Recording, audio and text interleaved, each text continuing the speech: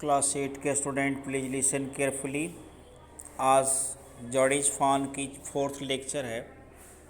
चौथे लेक्चर में आपकी जो शुरू होगी पंक्ति ही सेड, यहाँ से पेज नंबर 90 पर he said it is not for now but the scrub is very thick for horse I can make it on foot. उसने कहा कि अब यह ज़्यादा दूर नहीं है, लेकिन झाड़ियाँ बहुत घनी हैं और विशेषकर घोड़े के लिए झाड़ी घनी है।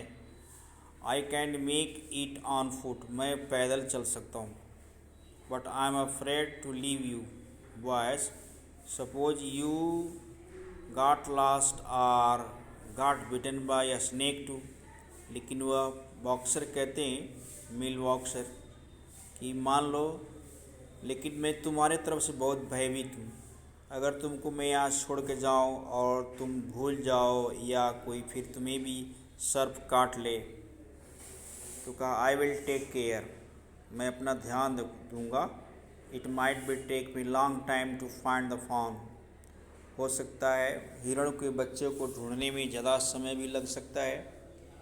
इफ़ ही इज वांडर, यदि वह घूम रहा है तो ज़्यादा समय लगेगा। Leave me off right here, मुझे यहीं से दाहिने जाना है। All right but you take is now, लेकिन तुम आराम से रहो। You know north here and east, तुम यहाँ से उत्तर और पूरब जानते हो। There and there that tall pine makes bearing, बड़े बड़े पाइन के पेड़ जो थे फूल से लदे हुए हैं, बेरिंग फल पत्तियाँ लगी हुई हैं। So long mill wheel, I am obliged, कह रहे हैं अच्छा है। He waited for a sound of hoofs in the wind, अंत तक उसने उस घोड़े की आवाज़ का, खुर की आवाज़ को सुना। देन कट टू राइट, फिर दाहिने मुड़ गया। द स्क्रब वॉज स्टिल, झाड़ी भी उतनी ही अभी भी थी। Only his own cracking of twigs sound across the silence, केवल पंख वाले जीव की आवाज़ ही सुनाई देती थी। He wonder for an instant if he had mistaken of direction, वो भी बड़े आश्चर्य पड़ गया यह सोचकर कि कहीं मेरी भी दिशा भ्रम तो नहीं हो गई। Then a buzzard rose in front of him and flapped into the air. Buzzard मतलब यहाँ ईगल से है, गिद्ध से है।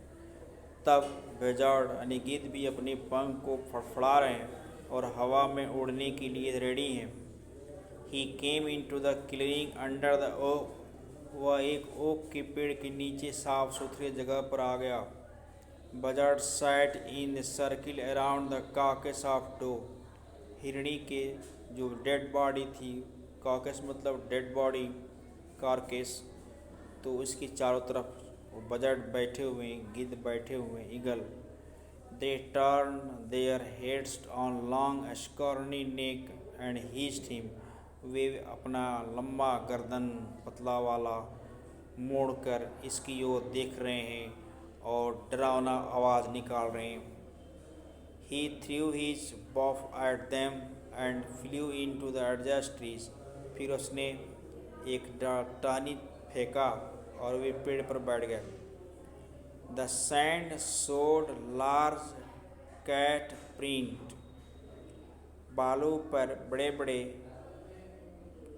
बिल्ली के पैर के निशान दिखते थे। But the big cats killed fresh, लेकिन बड़ी बिल्लियाँ ताज़ा चीज़ मारती थीं। And they had left the doe in carrion birds, और उसने हिरणी को उन चिड़ियों के लिए छोड़ दिया था।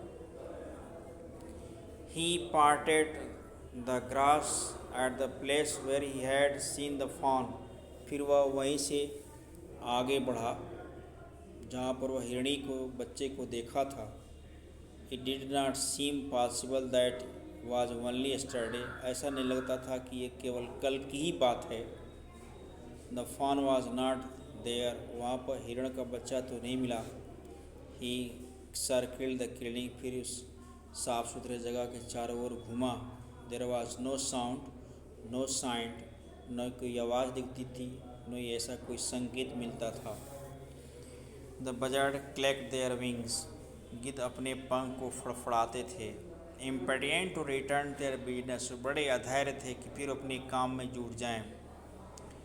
ही return to the spot where the fawn had emerge and draft all the four, फिर वह उसी जगह पर लौट गया जहाँ पर उस हिरण के बच्चे के पूरे बाल गिरे हुए थे।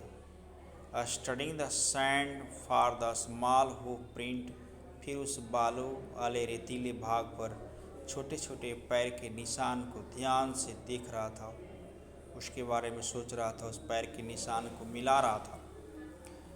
The night's rain had washed away all tracks except those of cat and buzzard, रात में जो बारिश हुई थी वे सभी निशान, सभी वह ट्रैक को धोकर साफ कर दिया, केवल वहाँ बिल्लियाँ और गिद्ध ही दिखते थे जो ट्रैक को बता रहे हों। इसके ठीक नीचे पार्ट 3 है। पार्ट 3 को फिर नेक्स्ट वीडियो में